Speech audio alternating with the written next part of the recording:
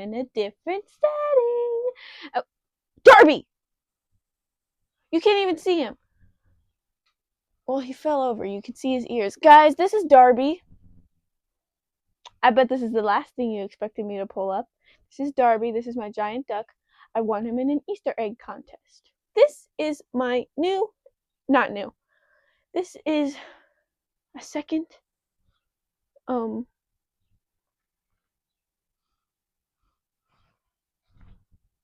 set. Now you're probably wondering, why aren't you sitting in this chair, Ella? What's going on right here?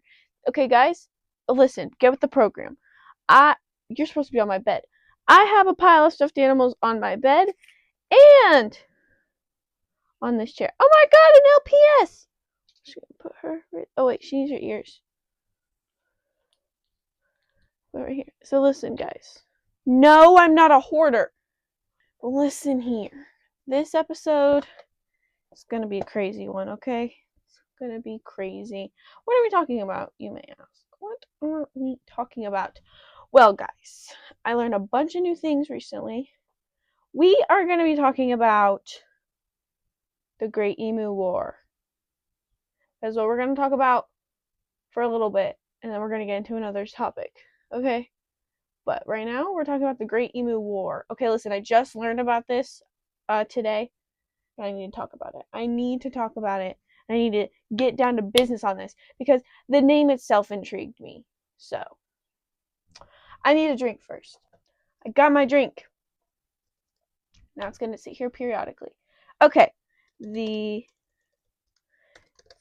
Great Emu. Oops, how did that happen? Emu War. Oh my god. Okay then. What the heck? Who won? What happened? What? You know what? No. Okay, give me this.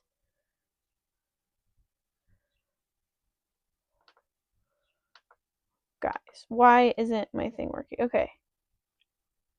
Why did the Emu War happen? There we go. Why does this always happen? Why does this always happen? I don't understand. You know what we're gonna do? You know what we have to do? Turn off the Wi-Fi and get a new tab up.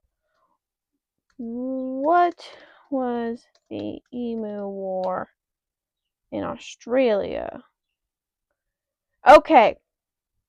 The Emu War, or Great Emu War, was a wildlife management operation in Western Australia in late 1932. I thought, were soldiers armed with. Why did it take me to YouTube? Why did it take me to YouTube? Okay. Where soldiers armed with machine guns tried to curb a population of roughly 20,000 emus, destroying crops. The emus proved incredibly elusive, adopting guerrilla tactics, which led to the military failing to significantly reduce their numbers and the birds being considered the victors. Sorry. Golly, it lasted a month? Oh my goodness. The cause. About 20,000 migrating emus entered agricultural areas. I'm sorry, guys. It's been a long day. I cannot read today. Ruining fences and eating wheat crops. Oh no! Many farmers were World War I veterans struggling during the Great Depression. Oh, so they're like, this is not good. Because, why did I put it there? I'm just going to put it on the dresser next to me.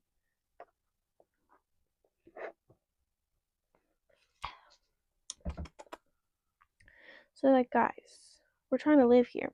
The army, the Australian government deployed 3 members of the Royal Australian Artillery, led by Major. Guys, So they sent 3 people to kill 20,000 emus. The emus were surprisingly resilient and scattered quickly, making them difficult targets. After roughly a month, only a small fraction of the emu population was destroyed. Oh my god. That's weird. What? I know the reason. Consumed and spoiled the crops. Oh, okay. Oh, interesting. I want to see a video on this. Great Emu War, how it started. This is a 4-minute long video. We can watch it. This is the garden hose nozzle. This is an ad. Because every pressure washer on the market kept letting people down.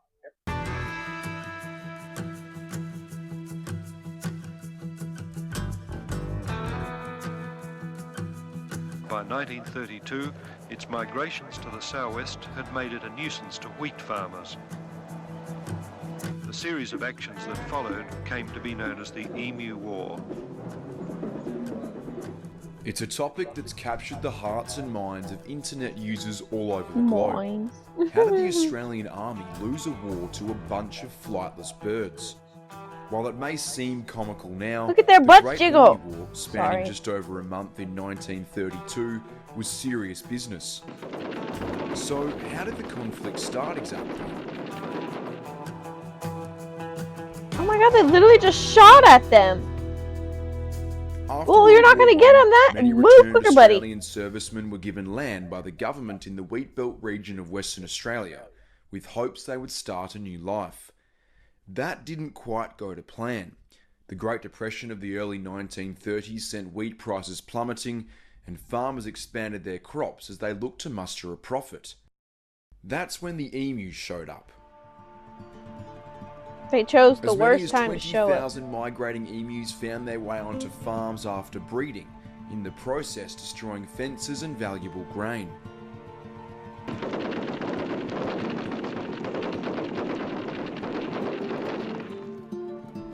Soldiers were deployed with machine guns, but their feathered foes proved elusive.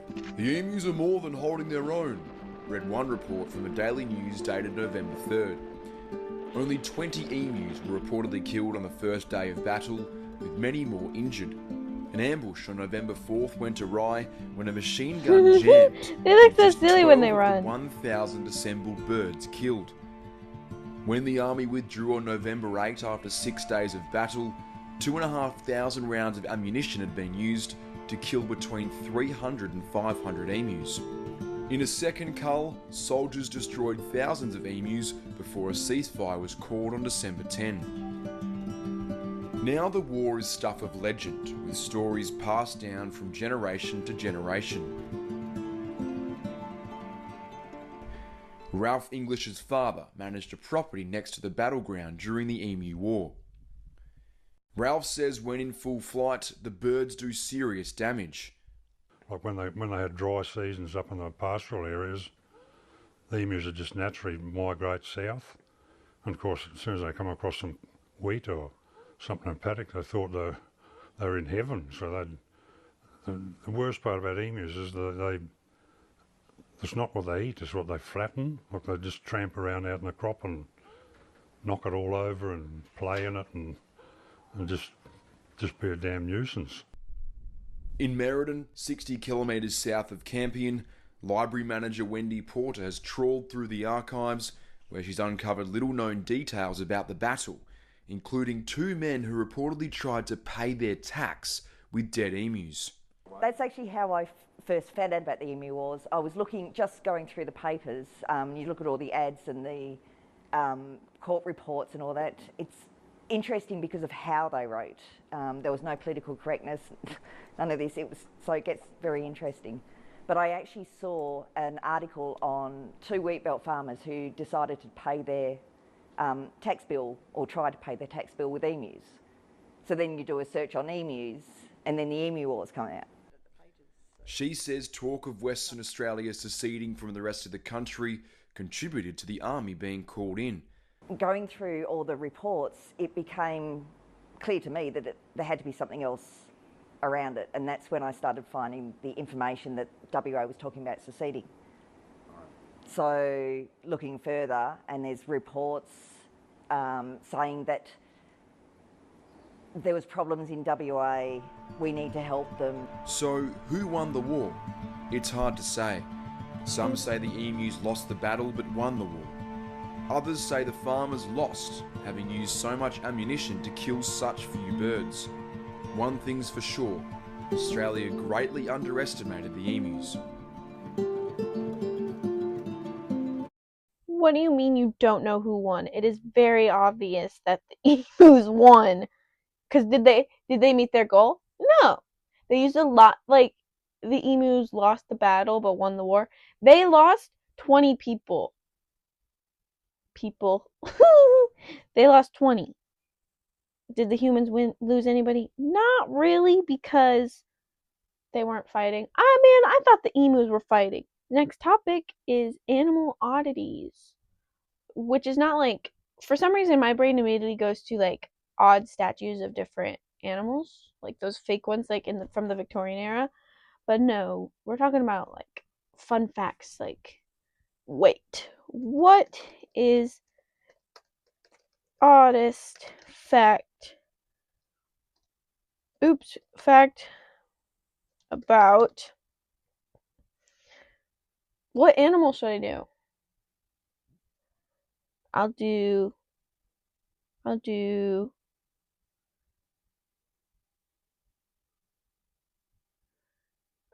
squirrels.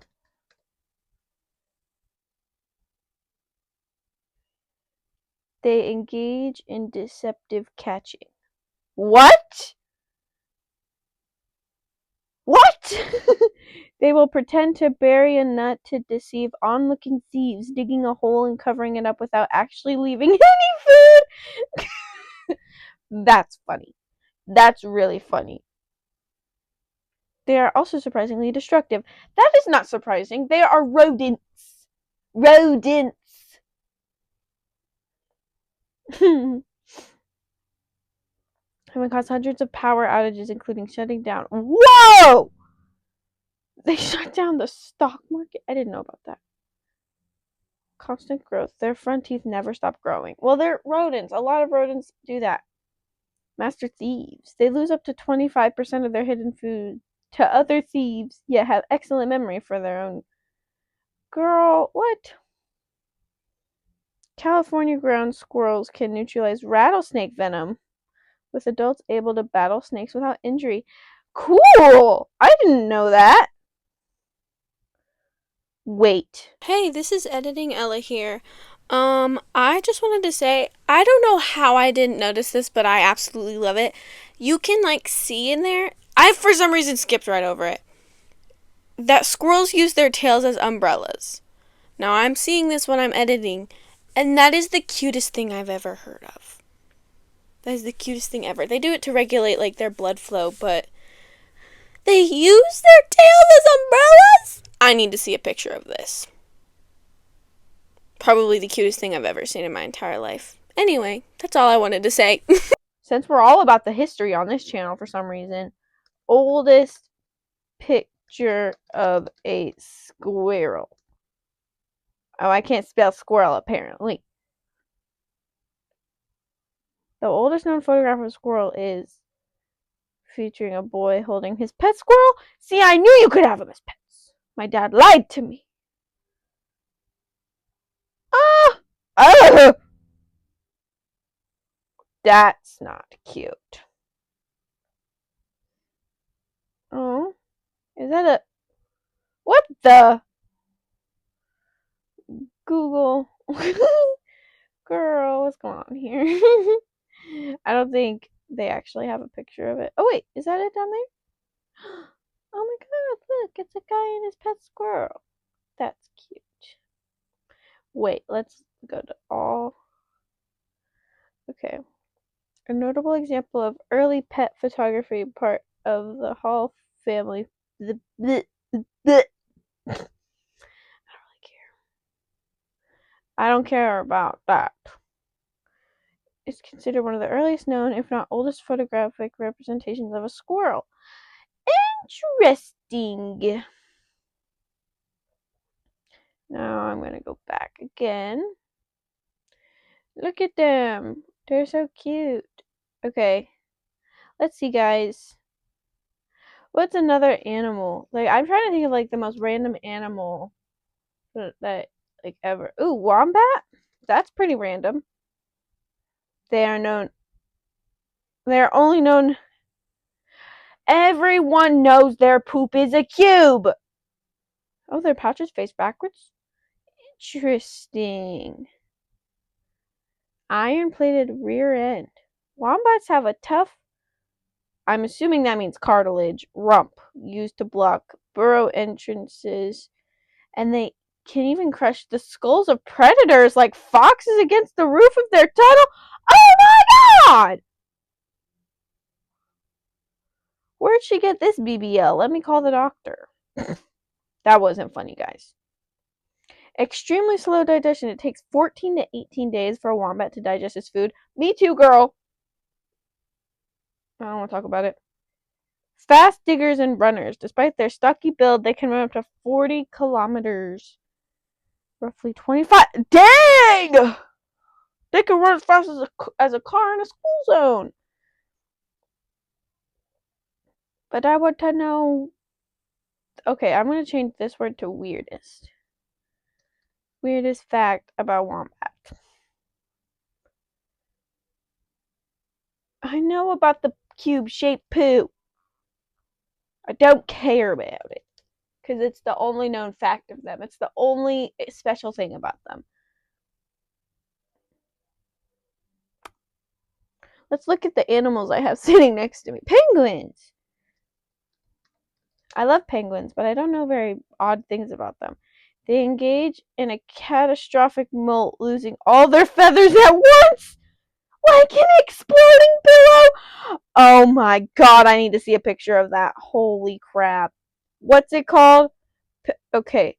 Penguin catastrophic molt. I need to see a picture of this. I don't care that I spelt that wrong, because we're going to look at a picture at this. Oh my god! They do look like an exploding pillow. Look. They do. Oh my goodness! Oh! Oh my! Oh! Interesting, interesting. I love penguins. They're so cute. Oh, look at this one. Oh. Interesting, interesting. Okay. Oh! Oh my. Not your best day, buddy. Anyway, I needed to see a picture of that. I needed to see a picture of that for research purposes. Oh, they fast until it grows back. They sneakily exchange sex for rocks. I knew about that one. They hand each other pebbles. They give each other pebbles. They have snot jets. What?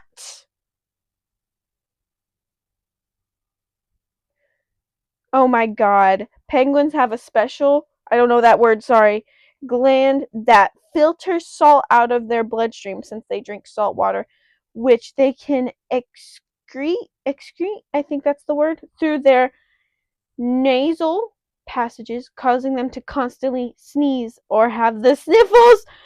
Oh, they poop every 20 minutes. Did I really need to know that? Okay. Due to a very fast metabolism, penguins have to defecate constantly, which is sometimes used to judge their population density from satellite imagery. They have bubble jet tech. Oh my god, no way. Penguins can release air trapped in their feathers, which acts as a lubricant, reducing water resistance and doubling or tripling their speed instantly. They're rockets in the water. They have no sense of taste. Oh, that'd be sad. Imagine going around not knowing what anything tastes like. They were once giant. 7 feet tall and weighing over 200 pounds. I want a 7-foot tall penguin. Right there. Just watching me. He's my camera guy. They have knees. Penguins actually have knees, but they're hidden inside their bodies, which makes them appear to waddle. Oh! I wonder if all birds are like that and we just haven't figured that out. Okay, I think I'll do one more animal. Pig! Pigs can absorb oxygen through their intestines. What? I know people probably know that because Google's telling me things and they sound probably like they're known. Unique communication. Pigs have over 20 distinct vocalizations, including singing a specific grunt to babies. Oh, extremely smart. I knew that. They can play video games? I need to see it. Okay, we'll look up a video in a second. Sunscreen is needed because they have no sweat glands. They wallow in mud and cool down to protect their skin from a sunburn. That's cute. I need to do that. But I sweat, so I don't need to do that. Due to their neck anatomy, pigs are unable to look up at the sky. Don't play with me. It's that time of month. That's sad. Do they know what the blue sky looks like? Well, I guess they could look over and look at that blue sky, but they'll never be able to look up and look at the blue sky. When it's catching rain or snowflakes on its tongue, it's just gonna have to hope something falls on it. Oh, nope. High volume squeal? 115 decibels, which is louder than a supersonic airliner? Pigs are very clean and will not soil the area where they eat or sleep. Really?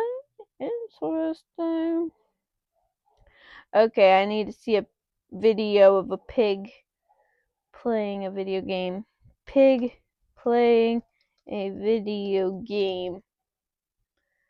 Researchers teach pig to play video games. It's 2 minutes long. We've known for a long time that pigs are pretty smart, but a researcher at Purdue says she was blown away by how intelligent they really are. As Dustin Grove tells us tonight, pigs can play video games, and it turns out they're pretty good at it. Sure, we've heard they're smart, but we don't normally see pigs do much more than roll around or sleep. So it's no surprise animal researcher Candace Croney was a bit nervous about one of her latest studies. When I was told this is the project I was going to be working on, I really thought it was a joke. And then the punchline never came, and I just had to make it work. The animal researcher tasked with determining just how smart these animals really are by setting them up with a computer and a joystick. Oh my God! First is make the connection that if they move the joystick, they move that cursor. Essentially, can these oinkers learn to game? Can they make the connection that the joystick they're using with their snout is actually connected to what's happening on the screen? The goal here, to move the cursor to a blue target. And if they do that correctly, they hear a sound, and then they get a reward that dispenses for them. That reward, a sweet treat.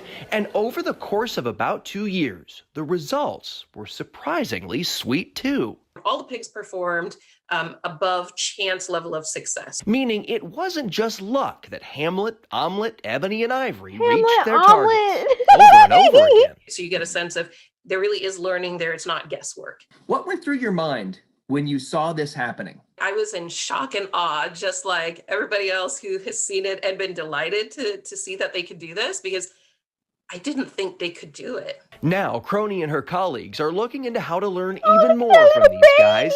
How much more could they tell us about what they understand, what they learn, what they remember, and how that information matters to them? When pigs fly, you say?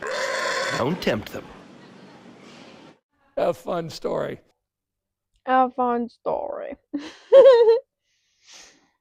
Guys, that's actually so cute. I like the idea of a pig playing a video game. I mean, it wasn't exactly what I would think. It wasn't like what I thought it would be, but it was cute. It was cute. That was cute. Okay, I do want to get into oddities like Victorian oddities. Ooh, what if we do most famous? Me famous. Me famous. Me famous. Most famous. Okay. Postmortem photography, hair, jewelry, and anthropomorphic taxidermy. Oh, due to high immorality rates, families pose with their deceased loved ones, often dressing them to. Oh my god! Okay, guys, we're gonna get into it. What the fuck is wrong with Victorians? What the fuck is wrong with Victorians? What? No, no, no. Here, Julian, art snippets of hair from loved ones, both living and dead, were woven into necklaces. Hey, I like your ring. Thanks, it's my great grandma. What? Stuffed animals were posed to mimic human behavior, such as kittens having tea parties or squirrels playing cards. Oh, I love that. I have seen those. Bitch.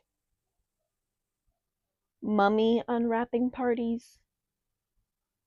Are we reading the same thing right now? Wealthy Victorians bought ancient Egyptian mummies and held social gatherings to unwrap them. Oh! Why? Why? Unwrapping parties were bizarre 19th century social trend fueled by, oh my god, and morbid fascination with death. Why do we like death? Why do you like death so much? Wealthy gathered to ancient Egyptian mummies unwrapped in private homes and social settings. What?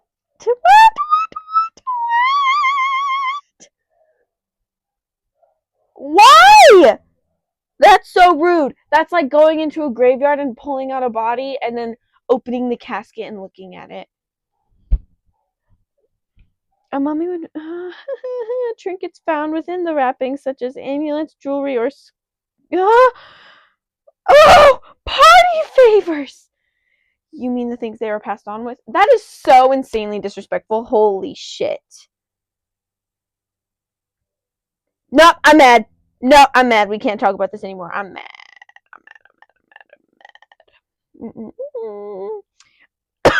Freak shows. Everyone knows about freak shows. Affordable. Oh, they're. Oh, okay. So dangerous. Okay, I know about the fashion and everything. Arsenic and all that stuff. Not good for ya. Don't put arsenic on your face, guys. Do not eat chemicals. Strange hobbies and collections. Victorians collected everything from exotic seaweed to taxidermy turtles used as ashtrays, displaying them in Oh, you know what? A turtle ashtray does kind of sound really cool. Murder bottles! Early baby bottles with long, impossible to clean rubber tubes, which became breeding grounds for bacteria, leading to high infant mortality. Guys are killing the babies. Trying to make a baby bottle the size of a nipple. How long were your nipples? Golly! Mustache guards. Special teacups or cup attachments designed to prevent a tea from standing or melting the wax in a man's mustache. I love that. Okay. I want to look at images of things. Ooh. What's this? Oh my god, look at this bear. The bear. The bear. The bear. Look at this dog. Oh god, look at these squirrels. What are they doing? Are they playing a game? It looks like they're playing a game. Why are you putting someone's eye in jewelry? Why is it too expensive to put their face in? Why? Why did people only put eyes in lockets? Oh! Okay, so Google knows what I'm talking about. People only put eyes in lockets, a fashion known as lover's eye. I should have known that! It's a loved one's eye. Oh, to maintain secrecy for forbidden romances, while allowing partners to carry an intimate symbolic token of their beloved by depicting only the eye. The subject's identity remained anonymous to everyone except the recipient, ensuring discretion in a time of strict social codes. Why were social codes so strict? Why were social codes so strict in Victorian era? Why?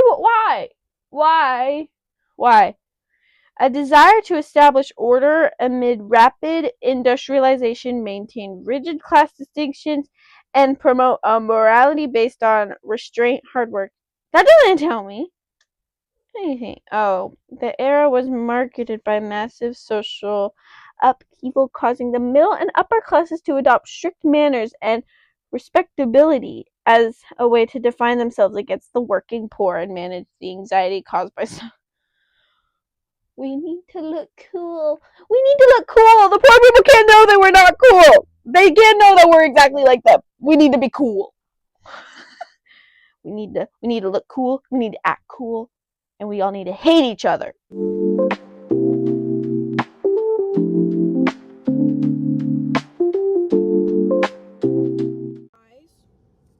trying our iced coffee today. Now, this is what I got.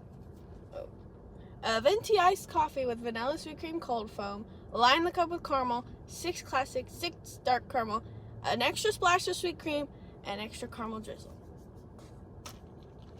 Now, my eyes may deceive me, but it doesn't look like there's an extra splash of sweet cream in here. It looks like there's a splash, but not an extra splash. But I'm not picky. It is already a very sweet drink on its own, so I won't throw a fit because the cold foam will also help. Okay? It's already a very sweet drink, okay? We're not throwing a fit. We're not throwing the cup at people. We're not throwing a fit. Okay? We're gonna take a sip, and if it is too coffee-y or not sweet like I want it, that's okay. I'll still drink it.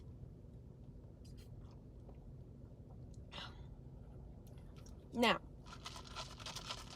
it's so good. Oh, it's so good. Hold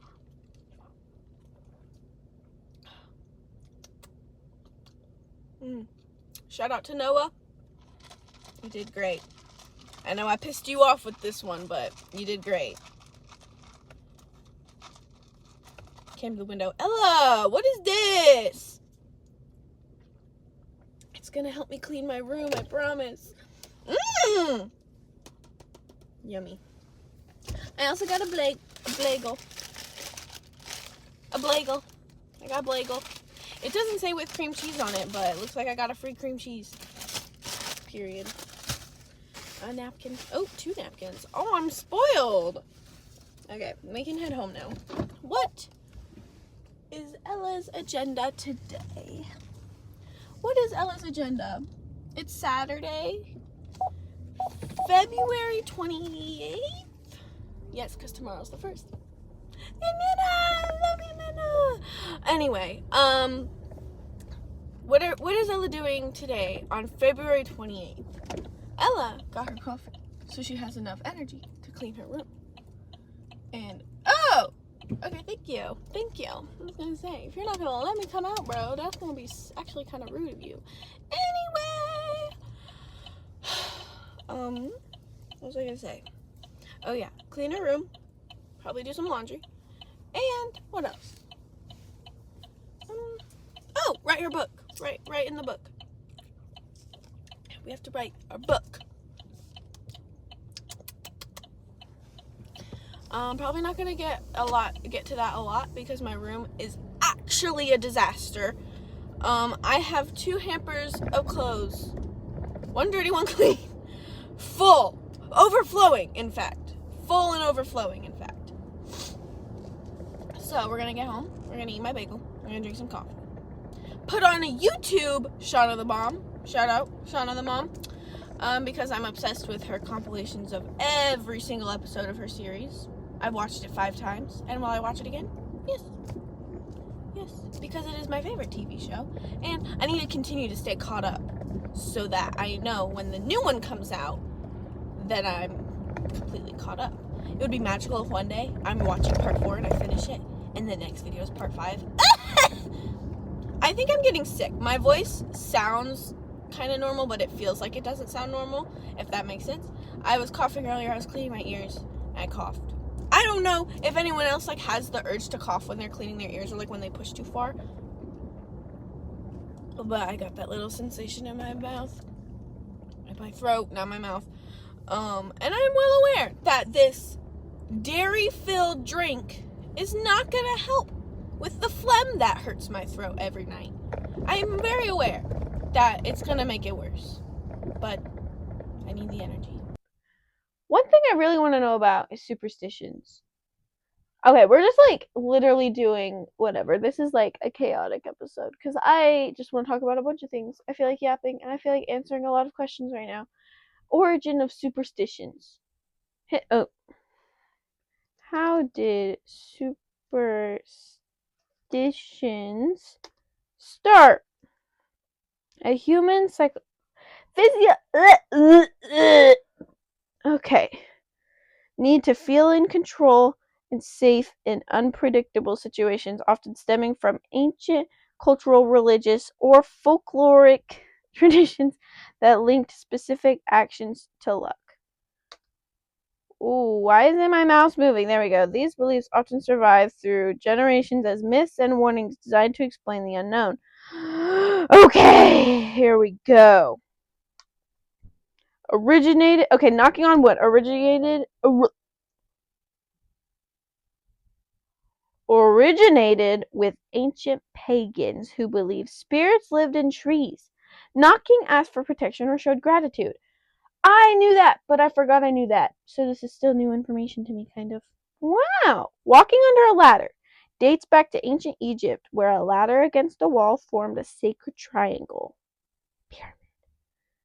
And walking through it was considered disrespectful to the gods. Really? I don't get that, but that's okay. I don't have to understand everything.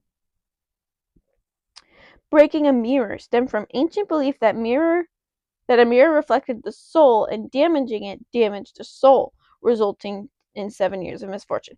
Okay, who came up with 7 years? Why 7 years? Why 7 years of bad luck if you break mirror? Why 7? Oh, for it to heal you and for the bad luck to pass. But why 7 years? Bad luck. Why 7 years of bad luck?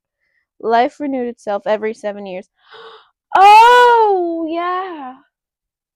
Right. Okay, that makes sense. Let me stop being hateful. Okay. Friday the 13th linked to the Last Supper where 13 people were present, leading to belief that sitting 13 at a table is unlucky. Why? Why? I have too many questions. Why was 13 people at the Last Supper considered unlucky? I don't care that I spelled that entirely wrong. Unlucky. Oh, because Judas, the apostle who betrayed Jesus, was the 13th guest to sit at the table. This event occurring just before Jesus' crucifixion on Good Friday established a religious superstition associated with the number 13 with betrayal, death, and misfortune. Oh, so it wasn't the fact that it was 13 people. It's just that the 13th person is the one who betrayed Jesus. Oh, okay, all right. I see you. Okay. Opening an umbrella indoors originated in the 18th century London, where early metal spoked umbrellas were hazardous and could injure people or break objects, causing bad luck. That makes no sense. It's dangerous. Don't open it inside. How big was the original? How big was the first umbrella? Oh, it's loading. Oh dear. Whatever should we do? Guys, whatever should we do about this? Oh, my internet is slowing down. No. Okay, let's do this. Whoop. Copy it. And then we're gonna do one of these. Oh, never mind. Oh. Okay, you know what? We're gonna. Oh, no. Okay, we're gonna. Whoop. Whoop. And then we're gonna paste. Boom. There we go. Okay. The earliest umbrella. Damn! 35,000 basic! 5 to 10 feet across. Okay, now it makes sense. Because. Don't open that inside! That's horrible of you! Why would you do that? Goodness. Saying bless you. Sneezing? For sneeze. Dates back to the bubonic plague. I knew that one. That is one I knew. I just forgot I knew it. But that's one like that makes sense. Where a sneeze was seen as a sign of impending death. Y'all would hate to be around me during allergy season then. That wasn't funny. Okay. 4-leaf clover. Oops! Oh, get out of here! I believe these rare clovers provided protection from evil spirits and brought good luck. Why? They're not. They're not rare, are they? Hold on. Gotta pull up this. How rare are 4-leaf clovers? 1 in 5,000 to 1 in 10,000 white clovers. What? That's not what I asked. Cause. They result from a recessive gene activated by environmental stressors like temperature, soil quality, or damage to the plant. 4-leaf clovers should not be lucky. Because that's like. No, I'm gonna get mad. More leaves. While rare, 5, 6, or more leaves can exist on a single clover, with the record for most leaves on one stem being 56!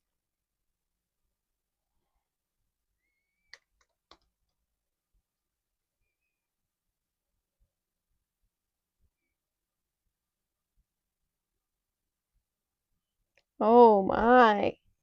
Golly. Interesting. Okay. I didn't get my question answered.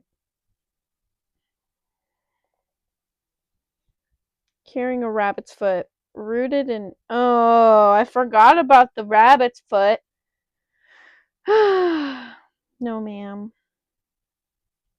I want to deep dive into one. Which one should I deep dive into, guys? I kind of like the mirror. Okay. History of breaking a mirror superstition. Origin. Let's do the origin. Okay.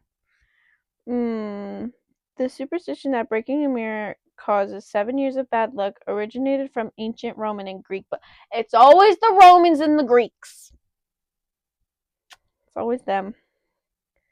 Romans believed life renewed every 7 years, so damaging a mirror broke this cycle, causing misfortune. See, the Romans just had to keep the snowball rolling. They were like, this means bad luck and it's 7 years. Because soul reflection. Ancient Greeks and Romans believed a person's reflection, often viewed in water before mirrors, was their soul. So, how did they break mirrors if they were looking in water? They just splash. Is that breaking a mirror? The 7-year cycle. Roman lore held that it took only 7 years for life to renew itself completely. Therefore, a broken mirror implied 7 years of poor health or bad luck until the next renewal cycle. I'm reading the same thing over and over again. Value mirrors. Early mirrors, particularly polished metal ones, were luxury items. Damaging them was considered disrespectful to the gods and a financial blow. Yeah, because why would you break that on purpose? How to break the curse? Oh, some traditions suggest you can avoid the bad luck by gathering the broken pieces and burying them under a tree by moonlight, or grinding them into fine dust. Oh, another method is to throw the broken shards into a south-running stream to wash the bad luck away. Why south? Why wash away bad luck in a south-running stream? To cleanse what? The running water symbolizes the removal of curse, bad energy, or bad luck. According to tradition, this method can specifically reverse a broken mirrors. But why south? Cause why south? Cause like if I do it, if I wash. Okay, wait. What will happen if I try to wash away?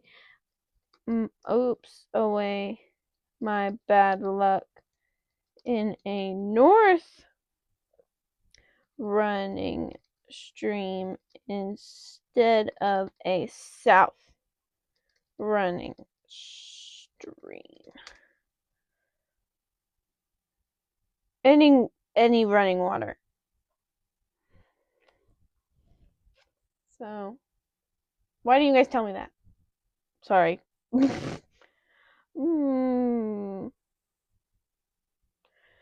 Okay.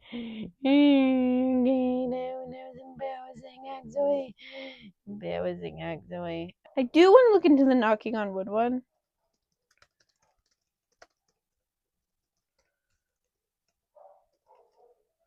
Origin.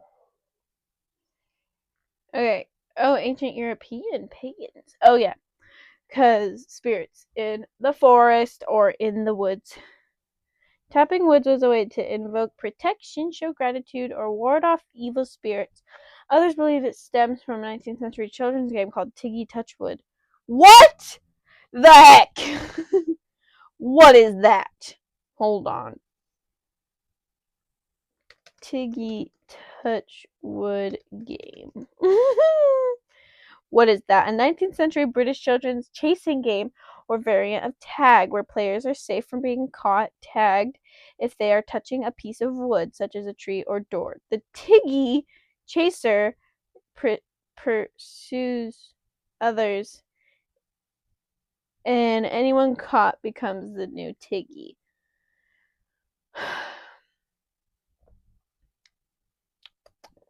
What a weird game. Not a weird game. It's no, it's not kind of like freeze tag. It's like the opposite of freeze tag. No, it's not. I don't know, man. Tree spirits / paganism. Ancient peoples believed spirits resided in trees, oak, ash, hazel. Touching or tapping the wood allowed humans to call on these spirits for protection. Okay, listen. No, never mind. Never mind. I was gonna say something about how like this was like a thing they believed, but they were burning women because they coughed on accident.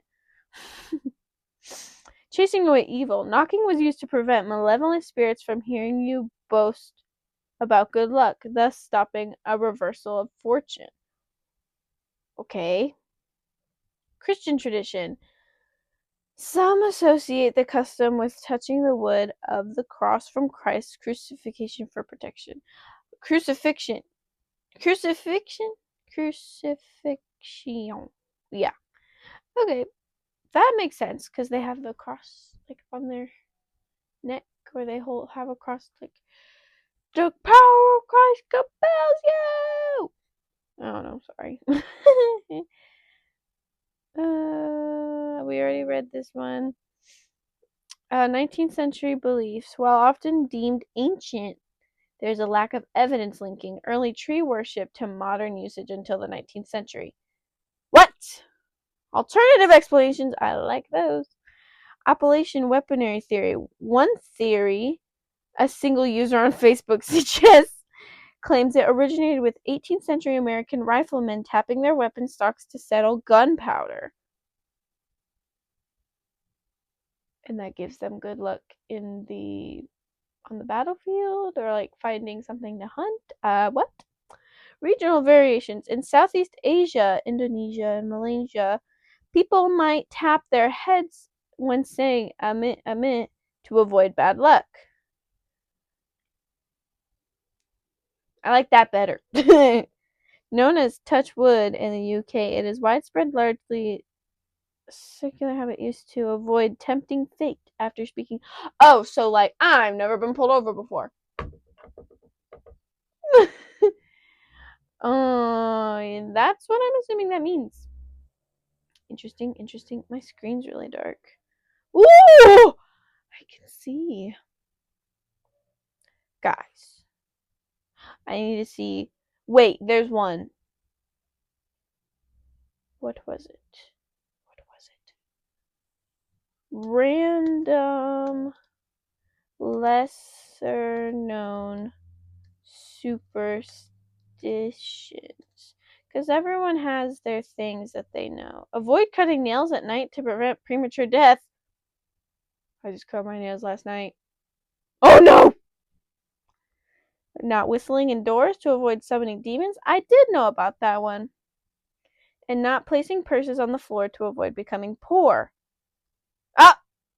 Bars. Others include avoiding sitting at table corners to ensure marriage, and not giving yellow flowers to avoid romantic infidelity. Guys, what did we just talk about last week? How yellow should be the sign of love. Oops. Chewing gum at night in Turkey? Y'all, Turkey, what do you want? Chewing gum after dark is believed to turn into the flesh of the dead? Oh! Who came up with that? Because we need to talk. Why? We're going to read more into it. Actually. It is considered a bad omen to chew gum at night, as it is believed you are actually chewing on dead flesh. Oh my god! Why? Who said that? Look, you want to go get a piece of gum now. Intended to break a chewing gum habit. Oh, so they don't like gum. Is one several nighttime superstition in Turkey, alongside not whistling indoors. Oh, or cutting nails at night. What? How many people believe in that one? Anyway. Knitting outdoors? Wait, I'm getting ahead of myself. Walking backwards. Walking backwards is believed to show the devil the way. That's all it says. A sentence. Why? Fly me to the moon. I don't know why I sang that. Ooh, this superstition implies that walking backwards invites negative energy or evil forces to follow your path, making it a behavior some avoid to avoid enticing the devil. While modern, many locals in older communities might view this action with suspicion or see it as harmless yet taboo action, say sources, such as alternative superstition is often mentioned alongside other everyday superstitions such as avoidance of putting bread upside down, which is thought to be disrespectful. Interesting. Okay. Asymmetrical food in Korea. Pregnant women should avoid eating misshapen food to prevent having an ugly baby. Okay. Knitting outdoors, Iceland. Knitting on the front porch can keep temperatures freezing, bringing a longer winter. I swear, all of you want to blame things on people. It's just people's fault. Salt transfer. USA/General. Passing salt directly from hand to hand is bad luck. It should be placed on the table, say sources. Oh, scissors. Playing with scissors, even when not in use, brings bad luck. Yeah, because you're going to cut your finger off. Bread. Italy. Placing bread upside down on a table is considered bad luck, as it disrespectful to the body of Christ. That makes sense.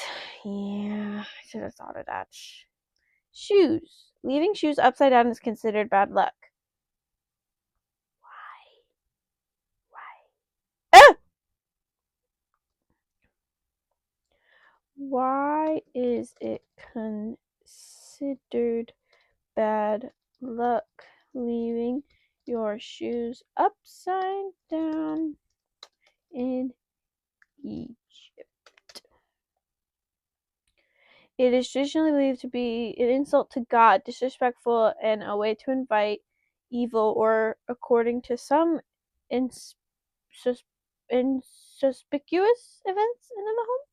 The superstition stems from belief that the soles of shoes which are dirty should not be pointing upward toward the sky, heaven, symbolizing a disrespect to God. So, oh! I like that. That's a good one. I never thought of that. Okay. Oh. Wait, I wanted to go back. Okay.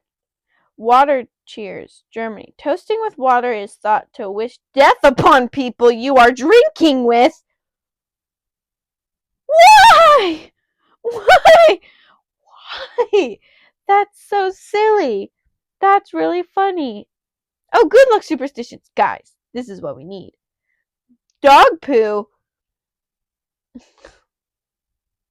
Why do all of these, why is there two poop ones? Stepping in dog poop with your left foot is considered good luck in France. That sounds fun. Water. Spilling water behind someone leaving it for a trip is meant to bring good luck. I imagine someone with a water bottle splashing it on them. Bird poop in Russia. A bird pooping on you or your property is seen as a sign of future wealth. A bird's gonna poop, guys. Sometimes enough is enough, and it's just nature being nature. There's not an answer for everything, guys. There's really not. There's not. There's not. That's funny. Ah! No! Get it out! Get it out! No! Silly, silly, silly. Y'all know what I'm referencing? Silly, silly, silly. I bet you don't. Fake fans. Not actually, I love you guys. And to the people who watch all my videos all the way through and you talk to me about it in my personal life, thank you. Guys, low key, I think that's all I'm going to talk about today. Because I'm not trying to make another 52-minute video on one topic. I'm trying to make a 52-minute video on multiple topics. Okay. If you had fun with this and you want me to dig deeper on anything, let me know in the comments. Let me know in the comments, because I will happily take suggestions. My list is dwindling on subjects to talk about, and I don't like sitting here being like, what do I talk about? There's no one in here with me. No one can just tell me what to talk about. So, yeah. Tell me in the comments, what do you want to talk about next? Or do you want me to dig deeper next week into something? And I can do that. We can do it. We will work out a system here. Yeah. Okay, guys. I will see you next week. Bye!